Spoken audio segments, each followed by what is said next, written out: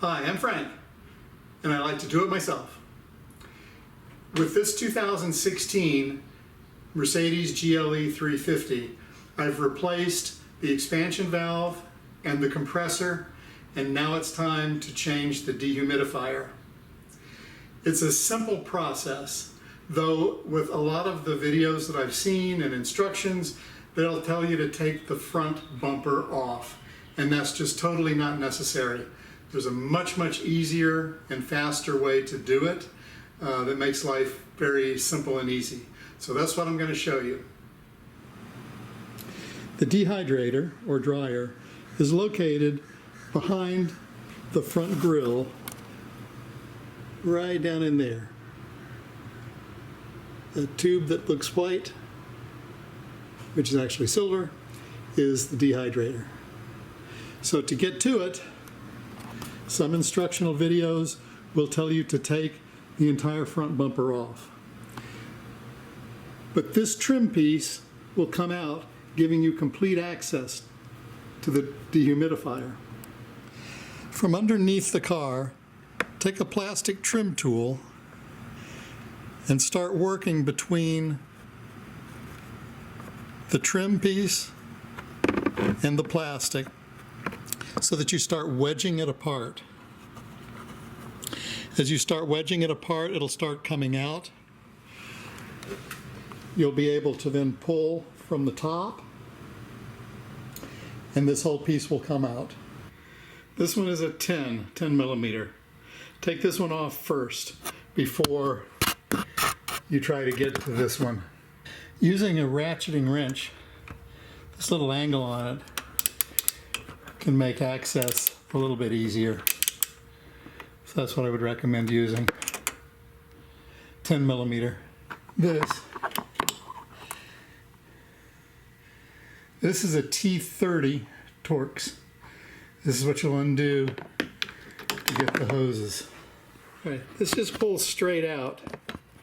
You can see that there are two O-rings. Here is the tube, the dehumidifier, and it'll just pull straight out. So we're going to get the new dryer. There are my 4 replacement O-rings. I'm going to lubricate those well with in some of the PAG 46 oil and put them back on. All right, my 4 O-rings are back on. I'm ready to put in the dryer. This is a new Mercedes-Benz DeHydrator. You can see at the end it's plugged up to keep moisture and humidity from getting in. So we're going to be putting this back in. The torque specification for this bolt is 8 Newton meters. This one is just tight. All right, now I'm going to start drawing a vacuum. First to test leaks in the system, and then I will add the remaining oil. I've drawn a vacuum, and it's held that vacuum for an hour and a half now, so I feel good about not having any leaks in the system.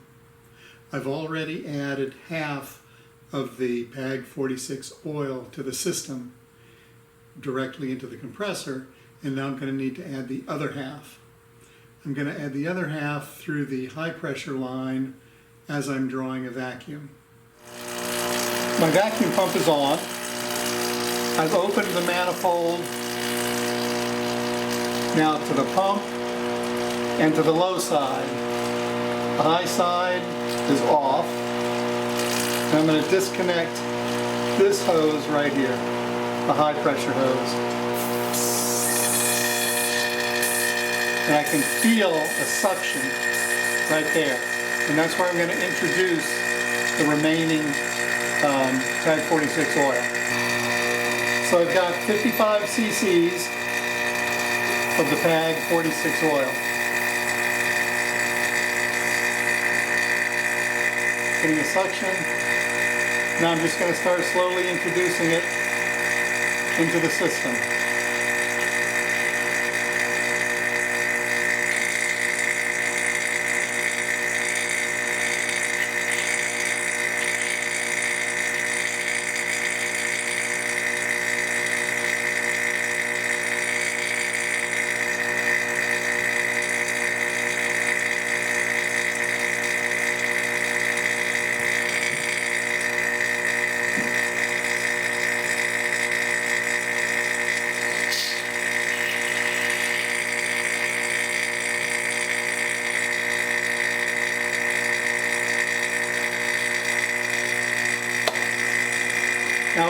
110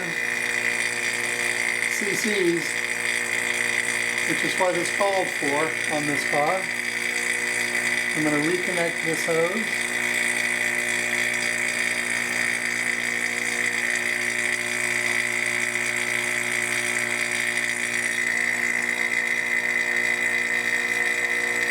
Open up the system and give it about 45 minutes to an hour to draw out any moisture. So I'll pull a vacuum on the system, and that will get us ready to recharge with the refrigerant.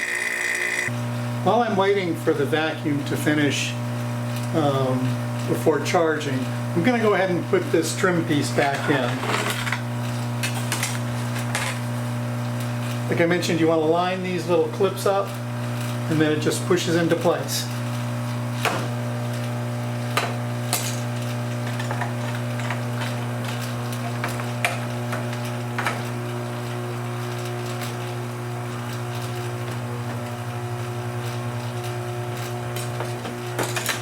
Underneath, I want to get these underneath in here.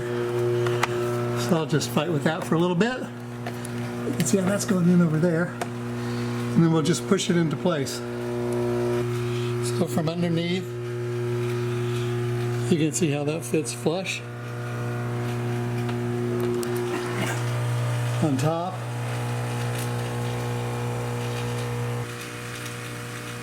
And there we have it. That just pushes into place. We got the front done without having to take the bumper off.